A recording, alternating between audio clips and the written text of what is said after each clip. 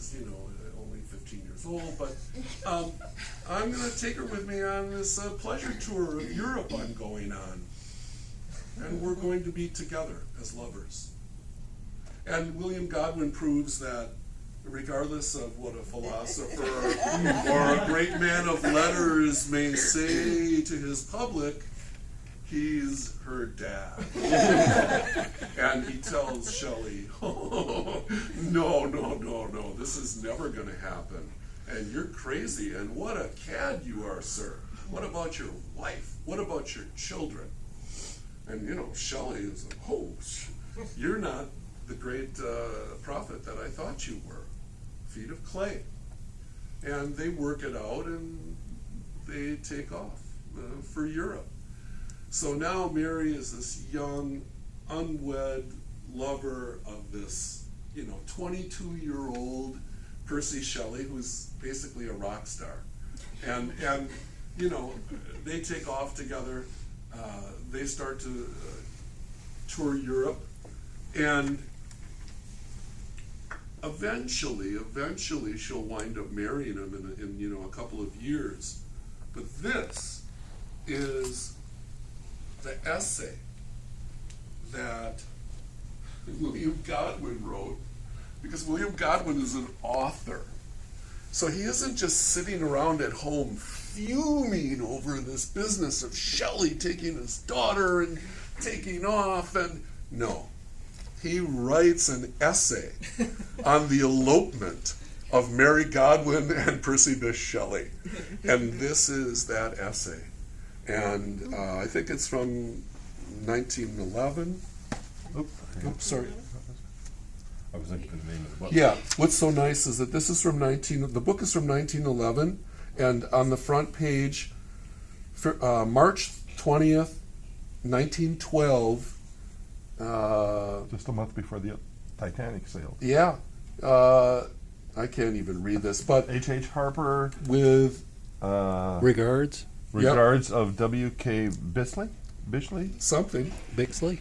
And it's just a really nice version of this. The Elopement of Percy Bysshe Shelley, Mary Wollstonecraft Godwin, as narrated by William Godwin. So it's Godwin's own words. And really quick,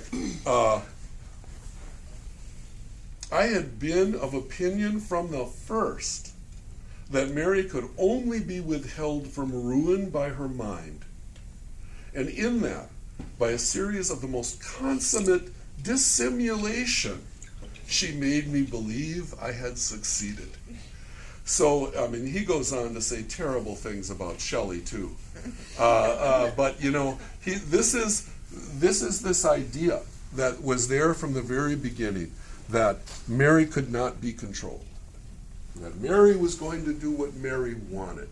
Mary would study what she wanted to study, would go where she wanted to go, would be with who she wanted to be with.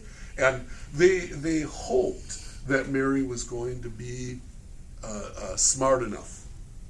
That's what he's talking about here. She's going to be smart enough not to do crazy, crazy things that will destroy her.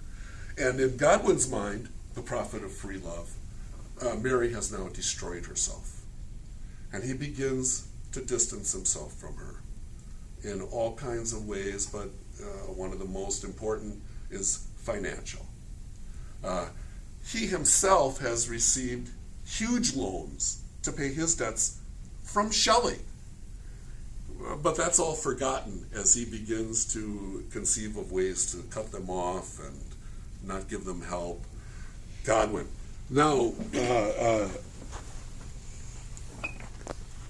time goes by, the novel gets written, Shelley becomes more famous, Mary's becoming famous. We jump to 1823, and Godwin writes to Mary. He thinks that they're in Genoa. They've already moved on. But he sends this letter to Signora Shelley, ferma in posta, Genoa, Italia. He's living in the Strand, 195 Strand, July 29th, 1823. And he writes to her and he says, "My dear Mary, I write these few lines merely to tell you that Frankenstein was acted last night for the first time, and with success.